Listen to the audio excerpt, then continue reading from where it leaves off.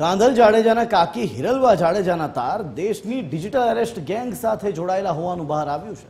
પોરબંદર જિલ્લાના કુતિયાણાના ધારાસભ્ય કાંધલ જાડેજાના કાકી હિરલવા જાડેજાએ ખંડણી સહિતના ગુનાઓમાં હાલ તેઓ જેલમાં છે। ત્યારે પોલીસ તપાસમાં વધુ એક ચોંકાવનારો ખુલાસો થયો। હિરલવા જાડેજાએ સાયબર ઠગોની એક ગેંગ રચી હતી અને ગુજરાત, કર્ણાટક, યુપી અને તામિલનાડુમાં લોકોને ડિજિટલ અરેસ્ટ કરીને 3.96 કરોડ રૂપિયા વિવિધ બેંક એકાઉન્ટમાં ટ્રાન્સફર કરાવી લીધા હોવાનું સામે આવી રહ્યું છે।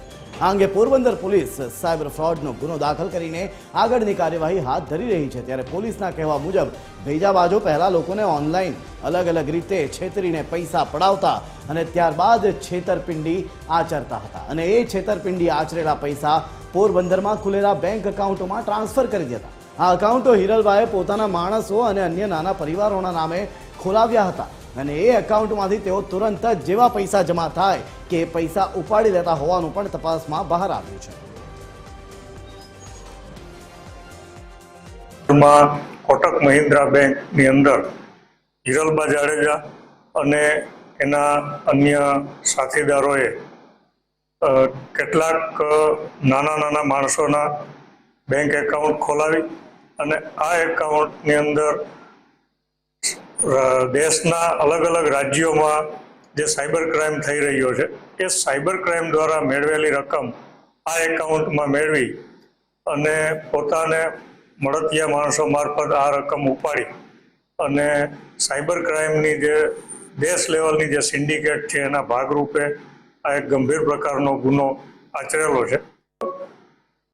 ભારતના અલગ અલગ રાજ્યો જેવા કે કર્ણાટક, ઉત્તર પ્રદેશ, આંધ્રપ્રદેશ, ગુજરાત અને તામિલનાડુ એમ મળી અને લગભગ 3.5 કરોડ જેટલી રકમનું જે સાયબર ફ્રોડ કરવામાં આવેલું છે અને એ સાયબર ફ્રોડ પૈકીની રકમ આ ખાતાઓમાં આવેલી છે। સાયબર ફ્રોડના જે મોડસ ઓપરેન્ડીની વાત કરીએ તો કર્ણાટકના એક 46 વર્ષની ઉંમરના લેડીઝ સાથે ડિજિટલ એરેસ્ટના નામે 1 કરોડ ને 30 લાખની રકમ છે પડાવી લેવામાં આવેલી। આંધ્રપ્રદેશના એક 80 વર્ષના સિનિયર સિટીઝન સાથે પણ આ જ રીતના ડિજિટલ એરેસ્ટના નામે 1 કરોડ ને 10 લાખની રકમ છે એ પડાવી લીધેલી છે।